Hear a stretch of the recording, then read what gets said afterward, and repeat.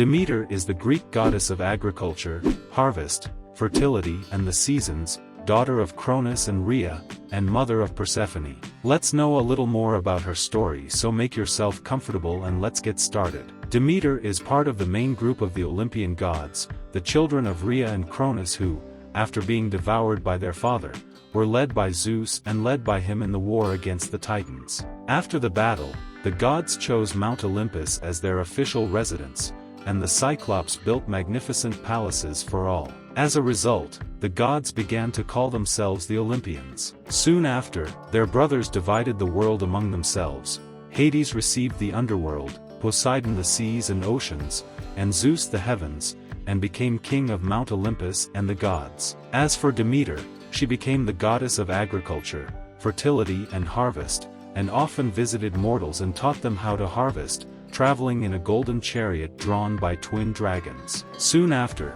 and since her sister Hestia had chosen never to marry, Zeus, Poseidon and Hades tried to marry her. However, Demeter chose to devote herself to her duties as the goddess of the harvest. We will now look at some of her relationships, starting with her relationship with Zeus. Zeus, who had just ended his marriage to Themis, was determined to conquer Demeter and found the latter in a wheat field. Demeter transformed herself into a snake to flee from him and tried to hide among the wheat. But Zeus also turned into a snake and followed her until he ended up cornering her in a cave under the earth. Months later, a baby girl was born, whom Demeter named Persephone. The baby was so beautiful that Demeter almost forgave Zeus for what he did to her, but still refused to marry him. Persephone soon became the light of Demeter's life. Regarding the relationship with Poseidon, some years later, Demeter was on vacation on a beach enjoying the solitude and the fresh sea air, when Poseidon noticed her presence and appeared before her dressed in his best green robe, his trident in hand,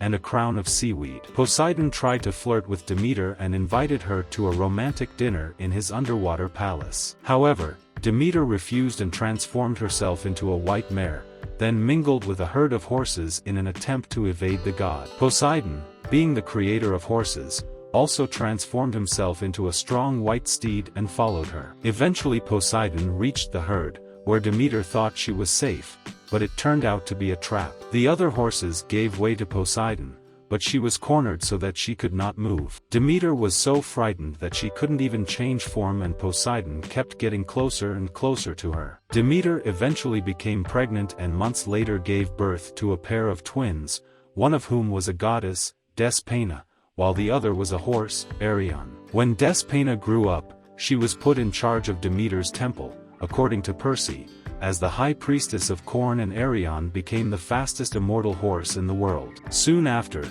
Demeter fell in love with a handsome human prince named Iasion. Iasion was a hero of Crete, well-educated and always looking out for the local farmers, something that enchanted Demeter. One day, Iasion was inspecting a freshly plowed field when Demeter appeared in the guise of a mortal lady. They began to talk and the two fell in love. Demeter and Iasion met in the fields several other times, and for a couple of weeks, Demeter was completely crazy in love, but their relationship would end abruptly. At one of their meetings in the fields, Zeus watched from Olympus as Demeter hugged and kissed Iasion, and Iasion became incredibly jealous. When Demeter was kissing Iasion, a bolt of lightning fell from the sky and pulverized him, leaving only a pile of ashes at the feet of the goddess. Demeter was greatly enraged at Zeus and locked herself in her private room on Olympus for months. When she came out, she was holding a baby from her relationship with Iasion. Demeter named the child Pluto, and he became a minor god of agriculture,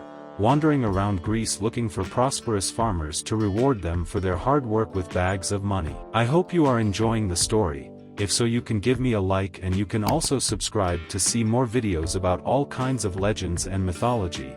Now let's continue with some myths about the goddess Demeter. Erysichthon was an arrogant prince of Thessaly who wanted to build himself a huge mansion using wood from the nearby forests. The largest and most beautiful trees for his mansion were in a grove sacred to Demeter, full of oaks and poplars 30 meters high and each inhabited by a nature spirit or dryad. Everyone in the country knew that the grove was sacred to Demeter, but Erysichthon did not care.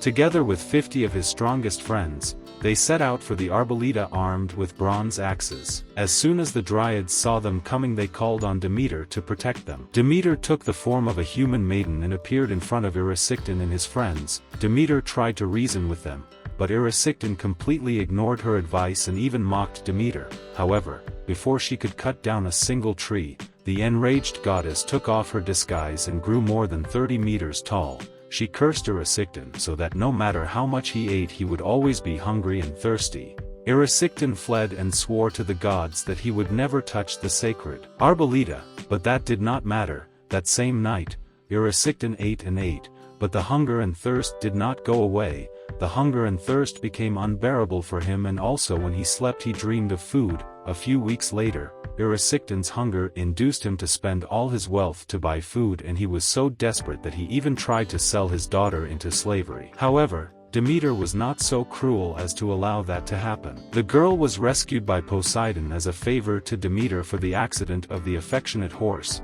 or perhaps because he simply did not mind helping an attractive girl. Poseidon took her under his protection and took her to his underwater palace, where he made her the housekeeper of the palace. As for Erysichthon, she ended up dying in agony. Hades fell madly in love with his daughter Persephone when he saw her, so much so that Hades neglected his duties as god of the dead. Shortly after, Hades visited Olympus and begged Zeus, his brother and Persephone's father, to allow him to marry her. Zeus, who at that time was in a good mood, thanks to this, Hades managed to kidnap Persephone when Demeter was busy and had left her in the care of some nymphs. Upon learning of the disappearance of his beloved daughter, Demeter began to search for her everywhere, and life was paralyzed by her desolation. Hecate, who had heard her cries, suggested to Demeter to speak to Helios, the all-seeing sun, to tell him what had happened. Demeter also stopped the care of the earth, and the earth did not prosper and people began to starve. Zeus asked Hades to allow the young woman to return to her mother.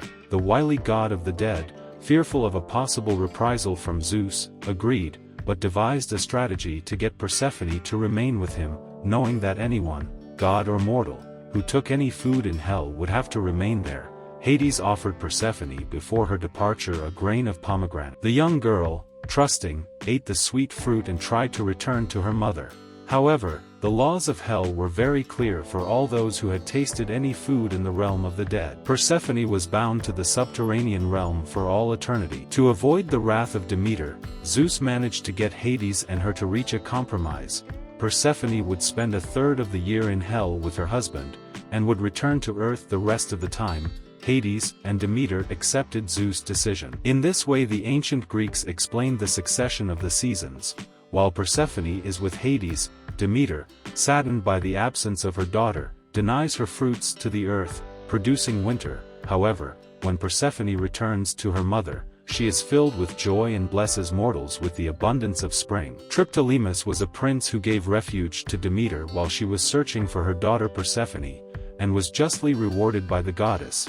She gave him a beautiful golden-winged chariot and taught him the arts of agriculture. Later, Demeter sent him on a mission to educate all of Greece in the art of agriculture. When Triptolemus taught Lynkos, king of Scythia and demigod of Hades, the arts of agriculture, Lynkos refused to teach the arts to his people and then tried to assassinate Triptolemus. As a result, Demeter turned the king into a lynx, while turning Triptolemus into an immortal god of agriculture. This is the story of Demeter. If you want to know more stories and legends, don't forget to subscribe. See you in the next video.